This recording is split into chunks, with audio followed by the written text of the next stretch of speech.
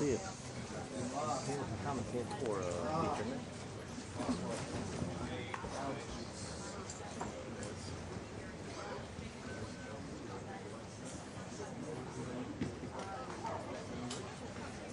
West? Oh, west. Somewhere north. Nobody's really what? Somewhere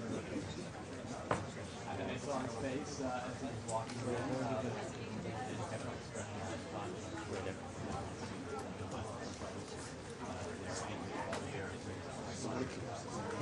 Cat 5 goes straight back that way. So somewhere in that zone. By that blue stick. No. You're on the army holding it. None of us are skinny enough to crawl under this.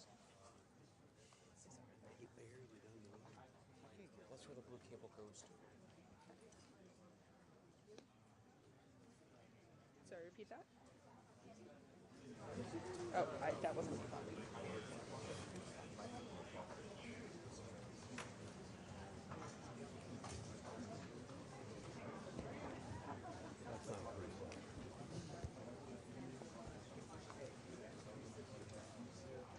Is that photonic?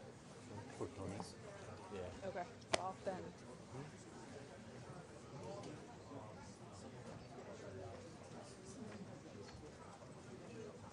Mario says it's area there somewhere.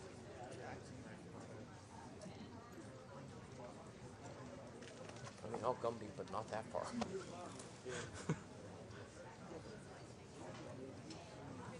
Rachel dropped.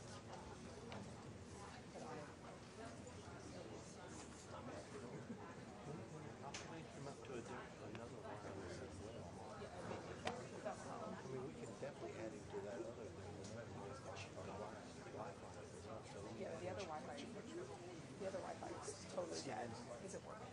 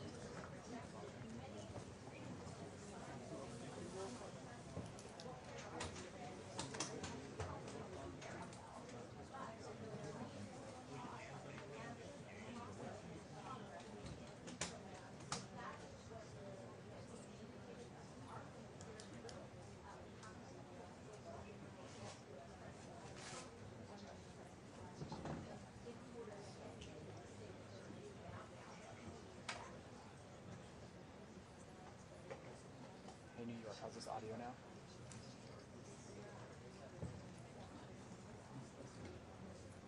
How's this audio with Kelly now? I need to go closer to her.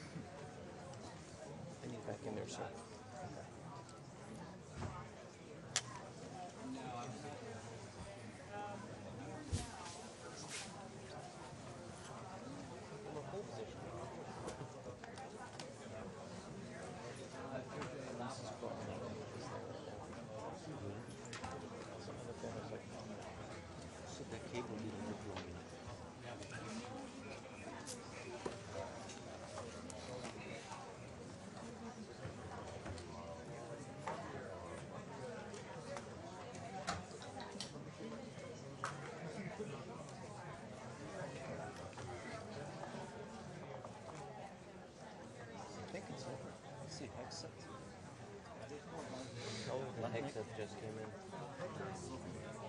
Caroline Lutnick?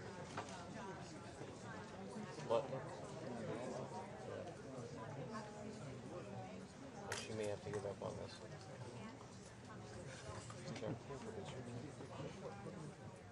He'll see you live.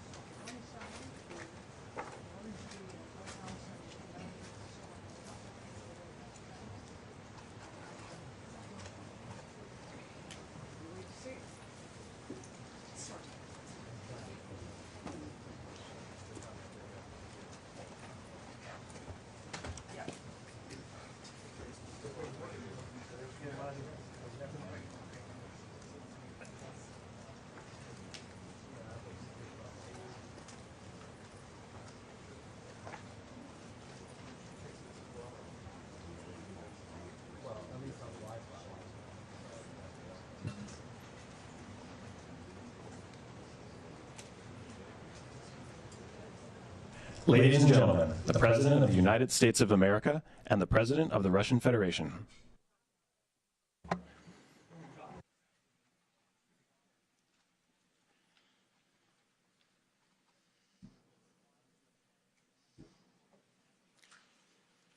Mr. President, ladies and gentlemen, our negotiations have been held in a constructive atmosphere of mutual respect. We had very thorough negotiations that were quite useful. I would like to thank once again my American counterpart for the proposal to travel out here to Alaska. It only makes sense that we've met here because our countries, though separated by the ocean, are close neighbors.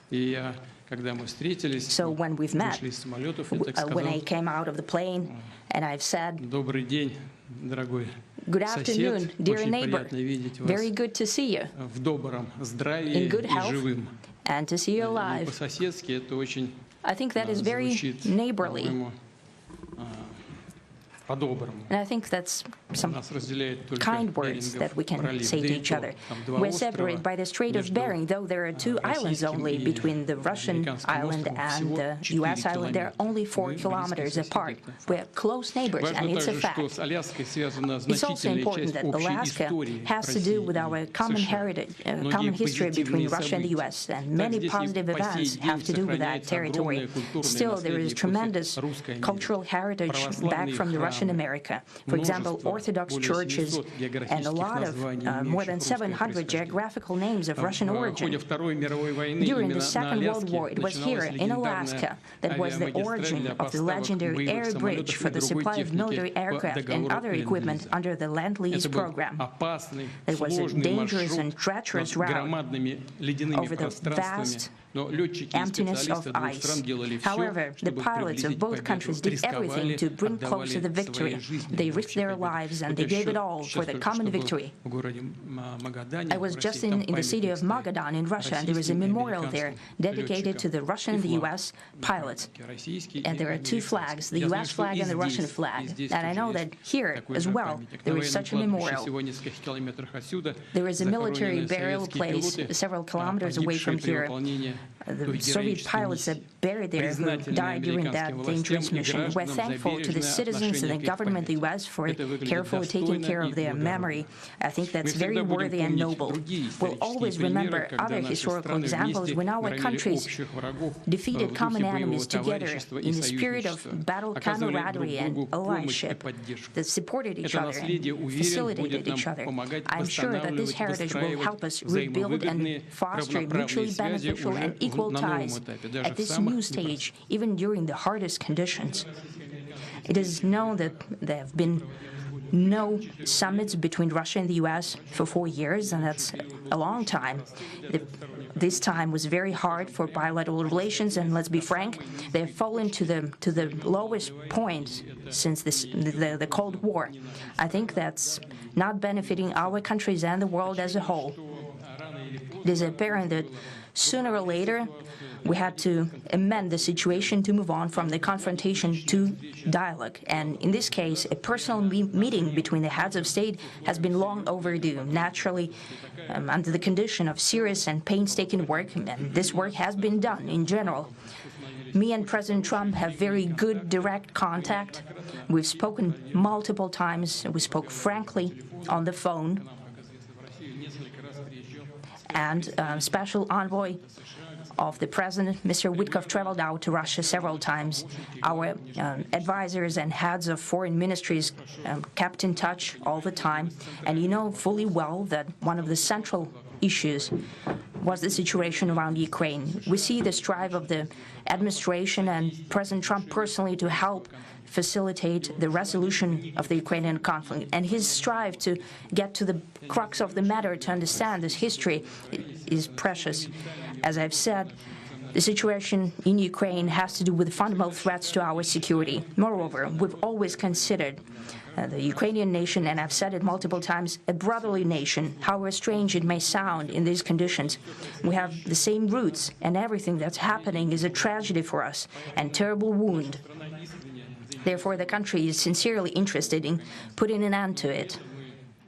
At the same time, we're convinced that in order to make the settlement lasting and long-term, we need to eliminate all the primary roots, the primary causes of that conflict. And we've said it multiple times, to consider all legitimate concerns of Russia and to reinstate a just balance of security in Europe and in the world on the whole. And I agree with President Trump, as he has said today, that naturally the security of Ukraine should be ensured as well. Naturally, we are prepared to work on that. I would like to hope that the agreement that we've reached together will help us bring closer that goal and will pave the path towards peace in Ukraine. We expect that Kiev and European capitals will perceive that constructively and that they won't throw a wrench in the works. They will not make any attempts to use some backroom dealings to conduct provocations to torpedo the nascent progress. Incidentally, when the new administration came to power, bilateral trade started to grow. It's still very symbolic. Still, we have a growth of 20%. As I've said, we have a lot of dimensions for joint work. It is clear that the U.S. and Russian investment and business cooperation has tremendous potential. Russia and the U.S. can offer each other so much in trade, digital, high-tech, and in space exploration. We see that Arctic cooperation is also very possible, and our international context, for example, between the Far East of Russia and the West Coast of the U.S. Overall, it's very important for our countries to turn the page, to go back to cooperation. It is symbolic that not far away from here, at the border between Russia and the U.S., there was a so-called international date line. I think you can step over, literally, from yesterday into tomorrow. And I hope that we'll succeed in that, in political sphere. I would like to thank President Trump for our joint work, for the well-wishing and trustworthy tone of our conversation. It's important that both sides are result-oriented, and we see that the President of the U.S. has a very clear idea of what he would like to achieve. He sincerely cares about prosperity of his nation. Still, he understands that Russia has its own national interests. I expect that today's agreements will be the starting point, not only for the solution of the Ukrainian issue, but also will help us bring back business-like and pragmatic relations between Russia and the US. And in the end, I would like to add one more thing. I'd like to remind you that in 2022, during the last contact with the previous administration, I tried to convince my previous American colleague that the situation should not be brought to the point of no return when it would come to hostilities. And I said it quite directly back then that it's a big mistake. Today, when President Trump saying that if he was the president back then, there will be no war. And I'm quite sure that it would indeed be so. I can confirm that. I think that overall, me and President Trump have built a very good, business-like and trustworthy contact. And I have every reason to believe that moving down this path, we can come, and the sooner the better, to the end of the conflict in Ukraine. Thank you. Thank you. Well, thank you very much, Mr. President. That was very profound, and I will say that I believe we had a very productive meeting. There were many, many points that we agreed on, most of them, I would say, a couple of big ones that we haven't quite gotten there, but we've made some headway. So there's no deal until there's a deal. I will call up NATO in a little while. I will call up the various people that I think are appropriate, and I'll, of course, call up President Zelensky and tell him about today's meeting. It's ultimately up to them. They're going to have to agree with what Marco and Steve and some of the great people from the Trump administration who've come here, Scott and John Ratcliffe. Thank you very much. But we have some of our really great leaders. They've been doing a phenomenal job. We also have some tremendous Russian business representatives here, and I think, you know, everybody wants to deal with us. We've become the hottest country anywhere in the world in a very short period of time, and we look forward to that. We look forward to dealing. We're going to try and get this over with. We really made some great progress today. I've always had a fantastic relationship with President Putin, with Vladimir.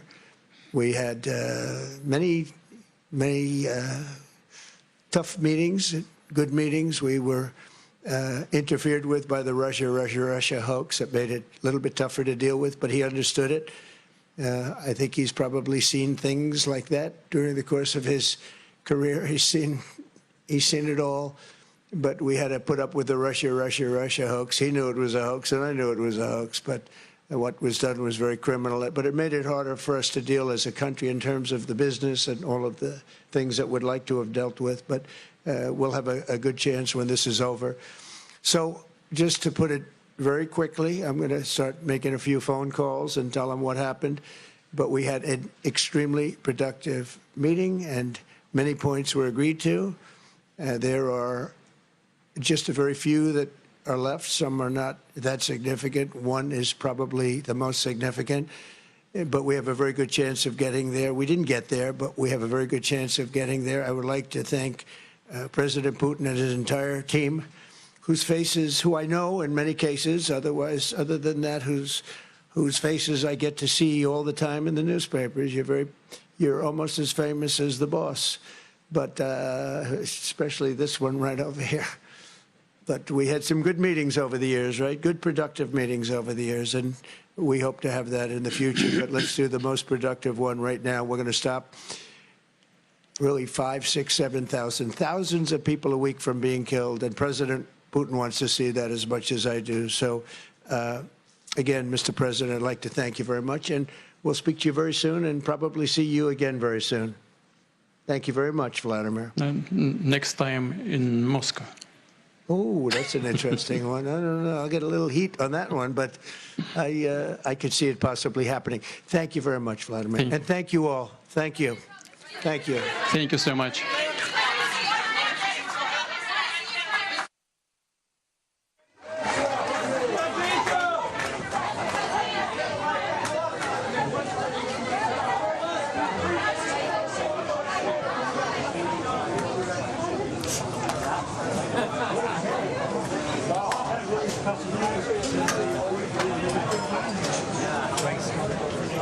Crazy.